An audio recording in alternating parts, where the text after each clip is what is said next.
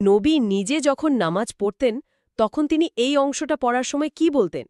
তিনি কি নিজেকেই নিজে বলতেন, হে নবী, আপনার উপর শান্তি বর্ষিত হোক? হ্যাঁ, এটা তো একটা অদ্ভুত পরিস্থিতি তৈরি করে।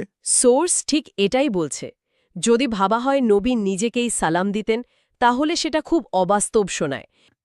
উৎস এখানে আয়াতের প্রথম অংশ হাফিজু আলাস সালাওয়াতি, সালাতসমূহ রক্ষা করো, এর সাথে মিলিয়ে দেখছে। হাফিজু মানে শুধু করা না, রক্ষা করা, হেফাজত করা। হুম। তাদের মতে এর মানে হল সকাল আর সন্ধ্যার সালাতে আল্লাহর কাছে যে ওয়াদাগুলো করা হয়, যেমন শুধু তারই ইবাদাত করব, ঠিক পথ চাইব, খারাপ পথ থেকে বাঁচতে চাইব, সেই মূল ওয়াদাগুলো সারা দিন ধরে রক্ষা করা, জীবনের সব ক্ষেত্রে সেগুলোর প্রতিফলন ঘটানো, এটাই হল সালাতুল উস্তা বা সালাতের কেন্দ্রীয় দিক বা মধ্যবর্তী দায়িত্ব। ও আচ্ছা, মানে এটা শুধু একটা নির্দিষ্ট সময়ের ব্যাপার না, বরং নামাজের স্পিরিটটা সারাদিন বজায় রাখা। একদম।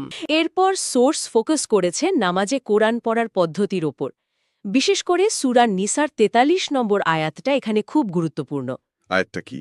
আয়াতে বলা হয়েছে, হে ঈমানদারগণ, তোমরা নেশাগ্রস্ত অবস্থায় নামাজের নিকটবর্তী হইও না, যতক্ষণ না তোমরা যা বলছ তা বুঝতে পারো। যতক্ষণ না তোমরা যা বলছো তা বুঝতে পারো, এই অংশটা। হ্যাঁ, এই অংশটা। সোর্সের ব্যাখ্যা হল, আয়াতটা খুব পরিষ্কার করে বলছে যে সালাতে যা বলা হচ্ছে সেটা বোঝাটা জরুরি, একটা পূর্বশর্ত। এটা তো ঠিকই, অনেকেই হয়তো বোঝেন না।